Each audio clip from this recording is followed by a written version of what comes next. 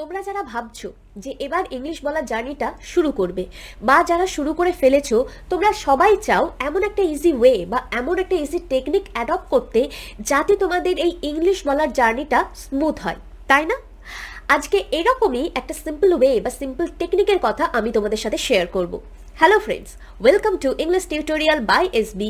I am Shrabani, your online English guide. আজকের ক্লাসে যে ইন্টারেস্টিং ওয়েটা আমরা শিখব, তাতে শুধু তোমরা সেন্টেন্স বানানোই না, ইনস্ট্যান্টলি কথা বলাও শুরু করে দেবে।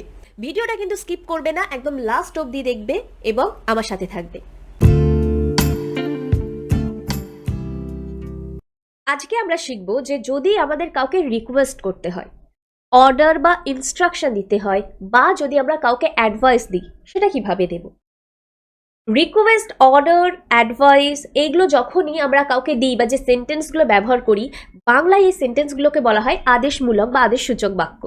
ইংলিশে বলা হয় ইম্পারেটিভ সেন্টেন্স। আমরা জেনারেলি যে সেন্টেন্সগুলো বলে থাকি সেই সব দিক থেকে ইম্পারেটিভ সেন্টেন্স কিন্তু আলাদা, মানে বলার ক্ষেত্রেও আবার লেখার ক্ষেত্রেও।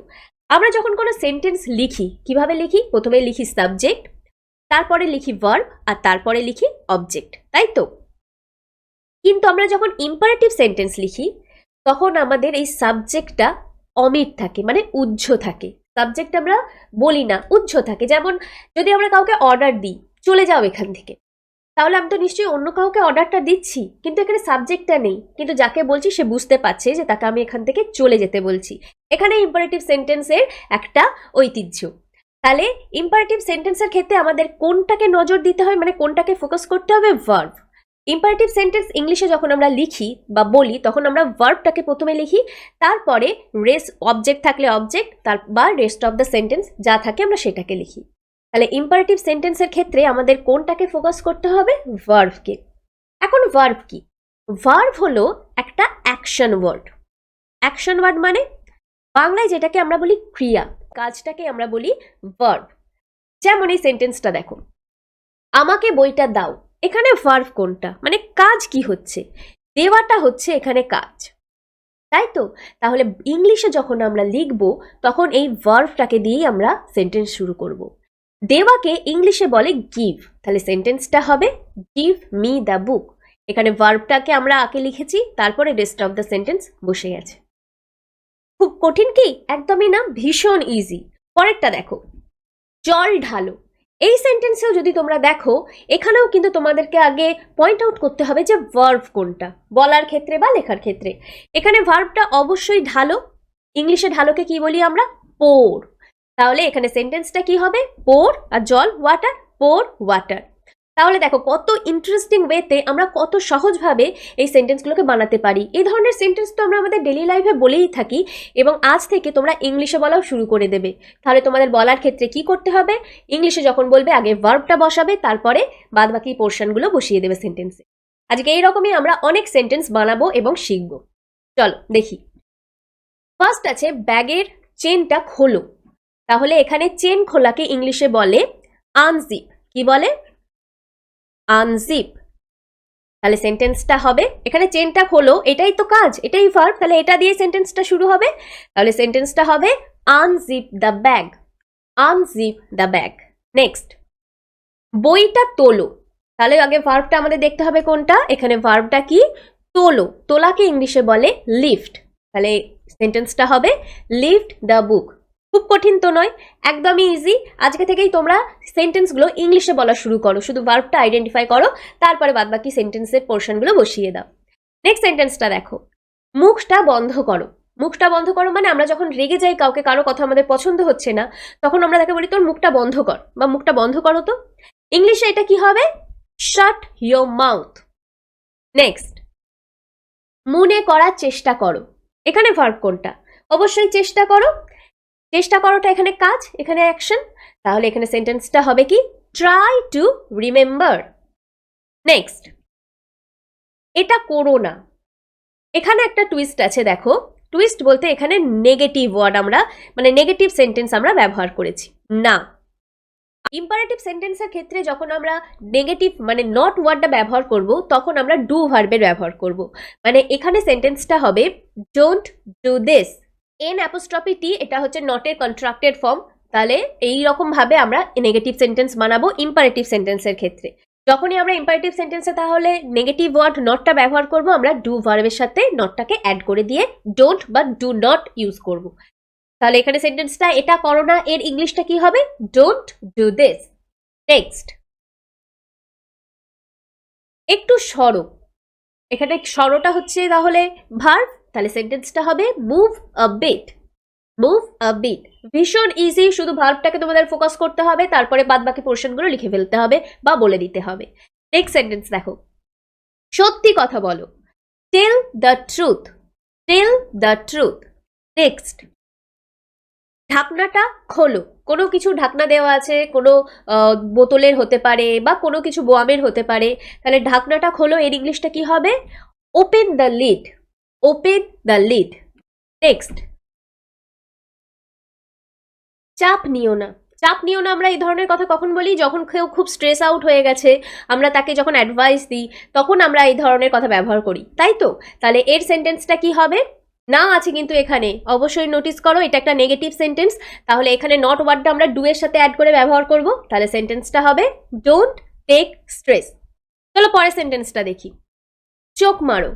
চোখ মারোকে ইংলিশে আমরা কি বলবো? আমরা বলবো Wynk your eyes. Wynk your eyes. পরের সেন্টেন্সটা দেখি, ছটফট করো না। কেউ যখন পাশে বসে আছে এবং উসখুস মতো করছে, আমরা বলি উসখুস করো না, ছটফট করো না। এই সেন্টেন্সটা ইংলিশে হবে don't fidget. Don't fidget. Next সেন্টেন্সটা দেখি, একটা গান করো। গান করাকে আমরা ইংলিশে বলি সিং, তাহলে এখানে সেন্টেন্সটা হবে সিং আ সং। খুব ইজি, খুবই ইজি এবং খুবই ইন্টারেস্টিং। এটা বলার জন্য, এগুলো বলার জন্য কিন্তু কোনো রকম কোনো রকেট সায়েন্সের প্রয়োজন নেই, কোনো কিছু তোমাদের হার্ড লেবার করতে হবে না, জাস্ট ভার্বটাকে তোমাদের ফোকাস করতে হবে। কোন সেন্টেন্সগুলোর ক্ষেত্রে? ইম্পারেটিভ সেন্টেন্সগুলোর ক্ষেত্রে। শুধু এইটুকুই মাথায় রাখতে হবে। পরের সেন্টেন্সটা দেখো, এটা ভাগ করো। ভাগ করাকে ইংলিশে আমরা বলি ডিভাইড বা শেয়ার, এটা হবে ইংলিশে শেয়ার ইট। শেয়ার ইট বা শেয়ার দিস। নেক্সট সেন্টেন্সটা দেখো, ধূমপান করো না। ধূমপান করাকে আমরা ইংলিশে কি বলি? স্মোক। এখানে কিন্তু দেখো আবার নেগেটিভ একটা আছে না, তাহলে এখানে আমাদের কি বসবে? Don't smoke. Don't smoke. Next, ভেতরে আসবে না। আসা ইংলিশ কি? কাম, তাহলে ভেতরে ইংলিশ কি? ইনসাইড, তাহলে ডোন্ট কাম ইনসাইড। এবার চলো পরের সেন্টেন্সটা দেখি, আস্তে হাঁটো। Walk slowly. নেক্সট, কথা বলো না। Don't talk. পরের সেন্টেন্সটা দেখো, আমাকে বলো। Tell me. Tell me. Next সেন্টেন্সটা দেখো, এটা লুফো। কি হবে এর ইংলিশটা? Catch it. Catch it.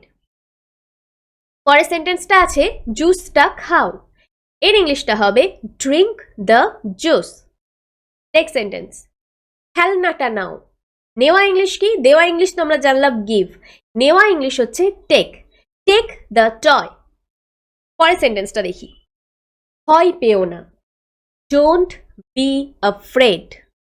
Next sentence, গাছে ওঠো। আমরা কোনো কিছু চড়াকে বলি ক্লাইম, সেটা মই চড়ার ক্ষেত্রে হোক, পাহাড় চড়ার ক্ষেত্রে হোক, চড়া হচ্ছে ইংলিশ ক্লাইম, তাহলে গাছে ওঠো এটার ইংলিশ হবে ক্লাইম দ্য ট্রি। পরের সেন্টেন্সটা দেখি, পরের সেন্টেন্সটা দেখো, গ্লাসটা উল্টে রাখো। উল্টানোকে বলা হয় আপসাইড ডাউন, কোনো কিছু জিনিস উল্টে আছে, উল্টানো অবস্থাকে আমরা বলি আপসাইড ডাউন। রাখো ইংলিশ তাহলে এখানে কি হবে? টার্ন, তাহলে এখানে ইংলিশটা হবে turn the glass upside down. পরের সেন্টেন্সটা দেখো, বেশ সুন্দর। কোনো কেউ কিছু ভালো কাজ করেছে, তাকে আমরা বলি খুব সুন্দর কাজ হয়েছে, বেশ সুন্দর করেছো, এর ইংলিশ হবে ওয়ান্ডারফুল। ওয়ান্ডারফুল। নেক্সট, শাবাশ, এর ইংলিশ হবে ওয়েল ডান। নেক্সট, আমার কথা শোনো। Listen to me. পরের সেন্টেন্সটা দেখো, জল ছিটিও না। Don't splash water. পরের সেন্টেন্সটা দেখো, কিছু মনে করো না, এর ইংলিশ কি হবে? Don't mind. তাহলে তোমরা দেখলে কত ইজি ওয়েতে, কত সিম্পল ওয়েতে আমরা এতগুলো সেন্টেন্স বানিয়ে ফেললাম। জাস্ট আমরা ভার্বটাকে ফোকাস করেছি, প্রথমে ভার্বটা লিখেছি ইংলিশ সেন্টেন্সগুলো বলার ক্ষেত্রে বা লেখার ক্ষেত্রে, তারপরে বাদ বাকি অবজেক্ট থাকলে অবজেক্ট বসিয়েছি বা রেস্ট অফ দ্য সেন্টেন্স আমরা বসিয়ে দিয়েছি। জাস্ট এইটুকু একটা ওয়ে যদি তোমরা ফলো করো, দেখবে তোমরা অনেক হাজার হাজার সেন্টেন্স বানিয়ে ফেলেছো, এবং এইটার জন্য তোমাদের প্র্যাকটিস করার কিছু দরকার নেই, তোমরা ইনস্ট্যান্টলি এগুলো বলতে পারবে। তো ভিডিওটা যদি তোমাদের ভালো লেগে থাকে এবং ভিডিওটা থেকে যদি তোমাদের মনে হয় যে আজকে নতুন কিছু শিখলে, একটা ইন্টারেস্টিং ওয়ে, একটা ইন্টারেস্টিং টেকনিক শিখলে, তাহলে অবশ্যই লাইক করবে, কমেন্ট করবে এবং বন্ধুদের সঙ্গে ভীষণ রকমভাবে শেয়ার করবে, তাদেরকে হেল্প করবে যাতে তারাও তোমাদের সাথে ইংলিশে কথা বলার চেষ্টা করতে পারে, তোমাদের দুজনের জার্নিটা আরও স্মুথলি এগোয়। So that's all. Thank you for watching. See you in our next video. Till then, keep practicing and keep learning.